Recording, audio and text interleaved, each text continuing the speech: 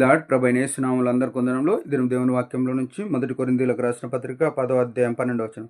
తాను నిల్చున్నానను తలంచుకొనువాడు పడకుండానట్లు జాగ్రత్తగా చూచుకొనవలెను. ప్రియ సహోదరుడా, సహోదరి, అపొస్తలుడైన పౌలు ద్వారా దేవుడు ఎంతో స్పష్టమైన ఒక వాక్కు మనకు అనుగ్రహిస్తూ వచ్చినాడు. ఏమనంటే, యేసు ప్రభు రక్తంతో కడగబడిన మనము, సంఘంలో నాటబడిన మనము, ప్రభు పరిచర్యలో పలు విషయాల్లో నమ్మకంగా కొనసాగుతున్న మనం అనేక సార్లు నిలబడి ఉన్నామని అనుకుంటున్నాం, నిల్చున్నానని తలస్తున్నాం. కాకపోతే పడిపోయే పరిస్థితిలో కొనసాగుతున్నామేమో.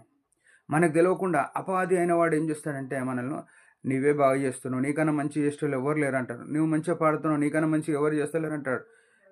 నన్ను వాడు ఏం చేస్తాడంటే, మనల్ని హెచ్చించి గర్వాంధులుగా చేస్తాడు. గర్వంతో మనం అంధత్వంలో ఉంటాం. మనం ఎవరి మాట వినిపించుకోము, మన తోటి వాళ్ళ సహోదరుల మాట మనం పట్టించుకోము. యేసుప్రభు చెప్పేది ఏంటంటే, మీరంతా భక్సింగ్ గారికి దేవుడు ఇచ్చిన మాట, ఒక వాగ్దానం ఏంటంటే, సంఘంలో ఉన్నోళ్ళందరూ సమానమే అని చెప్పినాడు. సంఘంలో ఉన్నోళ్ళందరూ ప్రశస్తమే అని చెప్పినాడు. సంఘంలో ఉన్నోళ్ళందరూ అవసరమే అని చెప్పినాడు. ఈ 3 మాటలతో హెబ్రోన్ సంఘం స్థాపించబడ్డది. ఈనాడు సంఘంలో, ప్రత్యేకంగా హెబ్రోన్ సంఘంలో నేను గొప్ప అనే ధోరణిలో చాలామంది కొనసాగుతారు. ఎవరు? వాక్యం తెలిసిన వాళ్ళే, సేవకులు, బోధకులు, పరిచారకులు, మందిరాలు కట్టిన వాళ్ళే, బాప్తిసాలు ఇష్టోళ్ళే, హస్తనిక్షేపణ చేసేటోళ్ళే, బల్లిరిచేటోళ్ళే, అందరు ఇల్లే. ప్రియమైన సహోదరుడా, సహోదరి, ఉదయకాలం హెచ్చరిక మనం తాను నిల్చున్నాను, నువ్వు నిలబడుతున్నావు, సంతోషమే, దేవుడు కోరుకుంటున్నాడు నువ్వు నిలబడాలని. కానీ పడిపోతున్నావేమో. పడకుండా మనం జాగ్రత్త చూసుకోవాలి. ఏ విషయంలో పడిపోతున్నాం అని అంటే, మన చూపుల్లో పడిపోతున్నాం, మన దశం భాగాల్లో పడిపోతున్నాం, వ్యక్తిగతంగా ప్రభువుకు నమ్మకంగా ఉండే విషయంలో పడిపోతున్నాం. వ్యక్తిగతంగా ప్రభుతో మనకున్న సన్నిహితం ఎట్లా ఉంది? మన హృదయంలో వచ్చే ఆలోచనలను బట్టి దేవుడు మనకు దూరంగా ఉన్నాడా? మనం ప్రభుని ఎరిగినట్టున్నామా? మనల్ని చూసిన వాళ్ళు ఎవరైనా, ఈయన యేసుప్రభు లేక ప్రవర్తన ఉంది, యేసుప్రభు లేక మాట్లాడుతున్నాడు, ప్రేమ కలిగి మాట్లాడుతున్నాడు అనేటట్టుందా? మనం అభ్యంతరకరంగా ఉన్నామా? సంఘంలో కానీ, కుటుంబంలో కానీ, సమాజంలో కానీ, దేవుని ప్రజల మధ్యన కానీ, మన ప్రవర్తనను బట్టి, మన ఆలోచనలు బట్టి, మన వైఖరిని బట్టి ఎక్కడైనా అరే ఈడున్నందుకు నాకు ఇబ్బంది ఉంది సంఘంలో అనే పరిస్థితిలో మనం బతుకుతున్నామా? ఈయన లేకపోతే నేను ఇంకా మంచి పరిచర్య చేస్తూనే అన్నట్టున్నామా? చాలామంది పరిచర్యలు చేయట్లేదు ఈనాడు. ఎంతోమంది పరిచర్యలు వదిలేసినారు. వార్తలు చేస్తున్నారు, సంతోషమే.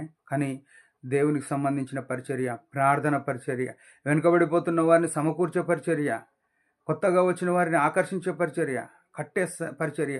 ఎంతోమంది కుటుంబాలు ఈనాడు సమాధానం లేక శత్రువు తెచ్చే సమస్యలను బట్టి కుటుంబాలు కలవరంలో, భార్యాభర్తలు, పిల్లలు మగ్గిపోతున్న కుటుంబాలు ఎన్నో ఉన్నాయి. నాకు పరిచయం ఉన్న కుటుంబాలు ఉన్నాయి.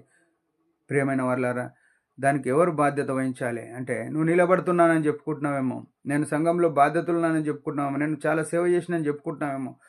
చెప్పుకునే నువ్వు ప్రభు సంఘమును కాయాలి. అపోస్తలుడైన పేతురుకు ప్రభు చెప్పినాడు ఏమనంటే, నన్ను ప్రేమిస్తే నా మందను కాయు, నా మందను మేపు అని చెప్పినాడు. నువ్వు మందను కాసే పరిస్థితిలో ఉన్నావా?